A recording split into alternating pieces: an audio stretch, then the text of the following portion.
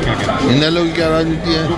SYL को लेके SYL का देखो, इनेलो का तो चश्मा कमजोर हो गया।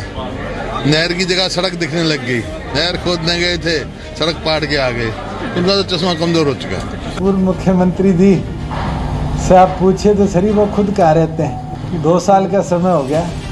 इनेलो तो फिर भी पूरी तरह क्लियरली देख पा रही है प्रदेश की हालात को। उनने तो प्रदेश को जलाकर अपना चश्मा काला करने का काम।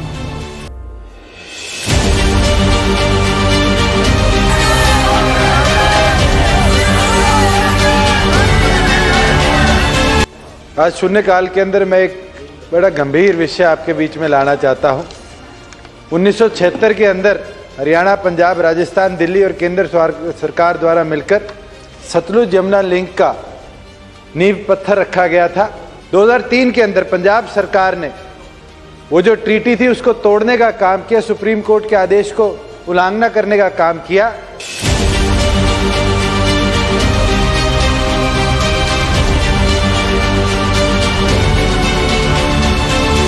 आज देश के अंदर एक बात है कि मोदी है तो मुमकिन है। आप देखना कि जिस तरीके से धारा 370-35 से हट गई, जिस तरीके से राम मंदिर का निर्माण के भी रास्ता जो साफ हो गया, जल्द ही आपके बीच में जो हर हालत के अंदर हमारा जो हक का पानी जो मिलेगा। डिप्टी स्पीकर रणबीर गंगवा ने SYL के मुद्दे पर जो बयान दिया है वो इस बात की तरफ इशारा कर रहा है कि हरियाणा की धरती पर सफेद हाथी बनकर साबित हुआ SYL का मुद्दा अब जल्द ही उसका हल प्रधानमंत्री नरेंद्र मोदी के दरबार में होने वाला है। दरअसल हरियाणा के लिए सफेद हाथी बनकर साबित हो रहा SYL का मुद्दा आज भी हर साल की तरह बजट में आया और 100 करोड़ के प्रावधान के साथ आकर वापस चला गया। भारतीय जनता पार्टी ने 2014 से ही SYL के मुद्दे को हल करने का आश्वासन देते हुए हरियाणा के हक का पानी हरियाणा को देने के लिए SYL के मुद्दे को हल करने का दावा किया था। जबकि उप मुख्यमंत्री दुष्यंत चौटाला जब NLO पार्टी में थे तब उन्होंने SYL के मुद्दे पर सरकार को घेरते हुए संसद से लेकर सड़कों तक इस मुद्दे को बखूबी उठाया। और आज जब वो भाजपा और जसपा की गठबंधन सरकार में उप मुख्यमंत्री बने हैं तो यही मुद्दा उनके एजेंडे में भी शामिल हुआ। मगर हरियाणा की जनता ये बार बार सवाल कर रही है कि ऐसा क्यों है कि भाजपा की 2 टर्म वाली सरकार अब तक इस मुद्दे को हल नहीं कर पाई और हर बार बजट में इसका प्रावधान करके खाना पूर्ति कर स्वयं अपनी पीठ थपथपाने का काम कर रही है। इस विवादित मुद्दे के बीच आज डिप्टी स्पीकर रणबीर गंगवा ने एक बयान देकर एक हलचल सी मचा दी है। उन्होंने मोदी सरकार की तारीफों की पुल बांधते हुए कहा कि मोदी है तो मुमकिन है।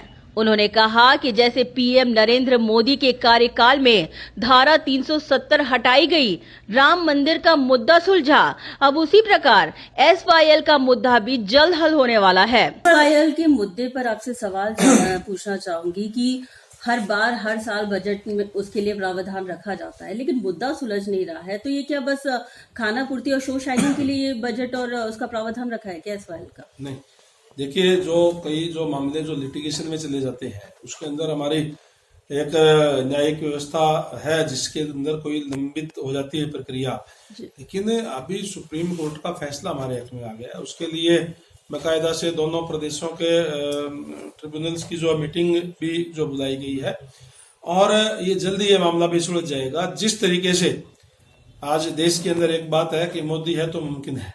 आप देखना कि जिस तरीके से धारा 370-35 से हट गई, जिस तरीके से राम मंदिर का निर्माण के भी रास्ता जो साफ हो गया, जल्द ही आपके बीच में जो हर हालत के अंदर हमारा जो हक का पानी जो हमें मिलेगा, उसके लिए 100 करोड़ का प्रावधान इस बजट के अंदर रखा गया है और मुख्यमंत्री महोदय ने कहा है कि इसके लिए बजट और देना पड़ेगा तो और ज्यादा भी दिया जाए। बता दें कि आज जब हरियाणा सरकार कर्ज के बोझ तले लगातार दब रही है और सरकार विपक्ष की निशाने पर है, खुद कांग्रेस अध्यक्षा कुमारी शैलजा ने जारी एक बयान में इस बात का खुलासा किया था कि मनोहर लाल खट्टर सरकार के राज में सरकार पर कर्ज का बोझ और बढ़ गया है।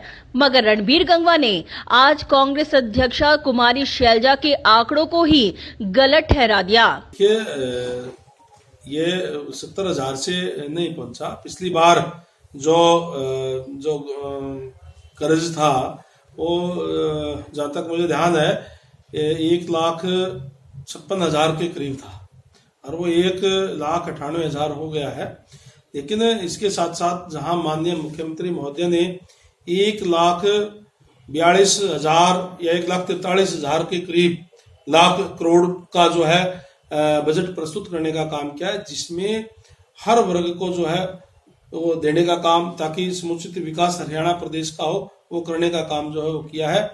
और जो राजकोषीय घाटा है वो एक जो अच्छे बजट के लिए ये माना जाता है कि उसके 3 GDP से 3% से कम उसका हो। तो जो हमारा जो ये बजट है उसके अंदर जो राजकोषीय जो घाटा है वो 2.96 के करीब है। तो वो भी एक अच्छा बजट जो माना जाता है वो प्रस्तुत करने का काम माननीय मुख्यमंत्री महोदय ने किया है। इतना ही नहीं, बलराज कुंडू द्वारा मुख्यमंत्री मनोहर लाल खट्टर को घेरने के मुद्दे पर डिप्टी स्पीकर रणबीर गंगवा ने मनोहर लाल खट्टर का पक्ष लेते हुए कहा कि किसी के बेबुनियाद आरोप लगाने से सच्चाई नहीं छुप जाती। आरोप किसी पर भी लगाए जा सकते हैं, लेकिन जब कोई तथ्य रहित कोई आरोप होगा तो फिर किस तरीके से वो जांच होगी। वो कहते हुए जांच कराई जाए, जो उन्होंने आरोप लगाए उसके तथ्यों सहित, कागजों सहित विवरण हाउस के अंदर माननीय मुख्यमंत्री महोदय ने देने का काम किया। और उन्होंने कहा कि केवल उनकी जो एजेंसी जो ले रही थी उसका नहीं, बल्कि जो शुगर मिल लगे हुए हैं वहां से जो सीरा जो बिक रहा था वो भी उसी रेट में बिक रहा है। और उसके अलावा भी उनको यहां तक भी कहा कि आप यूं बिना मतलब के अनर्गल आरोप ना लगाएं, अगर आपके ऊपर कोई तथ्य तो आप दें। और उन्होंने यहां तक कहा कि चाहे साथ लगते प्रदेश के अंदर, यूपी के अंदर भी शुगर मिल है, साथ लगता प्रदेश हमारा पंजाब के अंदर भी शुगर मिल, आप वहां के तथ्य लेकर के आए कि उस टाइम के अंदर वहां सीरा किस भाव बिक रहा था। अगर उसी रेट में बिक रहा था तो फिर किस बात की जांच।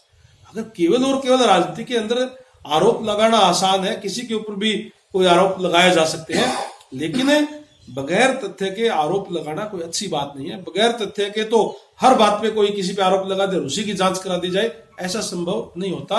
प्रजातंत्र है, एक दूसरे के कहीं न कहीं राजनीतिक हित जुड़े होते हैं, इस तरीके से भी आरोप लगाए जाते हैं, तो उस पर ऊपर जांच नहीं की जा सकती। इतना ही नहीं, बजट में इस बार स्वास्थ्य और परिवहन की बजट घटाने का मुद्दा भी इस बार विपक्ष के निशाने पर है। हालांकि डिप्टी स्पीकर रणबीर गंगवा ने सरकार का बचाव करते हुए इन दोनों ही मुद्दे पर विस्तृत जानकारी दी। सर, बजट में हेल्थ के लिए सिर्फ 4% आंकड़ा रखा गया है, तो इसको लेकर आपकी क्या प्रतिक्रिया? हेल्थ के लिए अच्छी सुविधाएं मिले, इसके लिए इसमें कोई शक नहीं है कि आज हमारे पास डॉक्टर्स की कमी है, क्योंकि डॉक्टर जो है उसके लिए जो सरकार ने जो कदम उठाए हैं और नए कॉलेज भी खोलने का काम कर रहे हैं। जो बच्चे हरियाणा के कॉलेज, जो मेडिकल कॉलेजों के अंदर एडमिशन लेंगे, उनसे बाकायदा से लिखवा कर भी लिया जाएगा कि 2 साल तक वो हरियाणा के अंदर ही जो अपनी सेवाएं देने का काम करेंगे।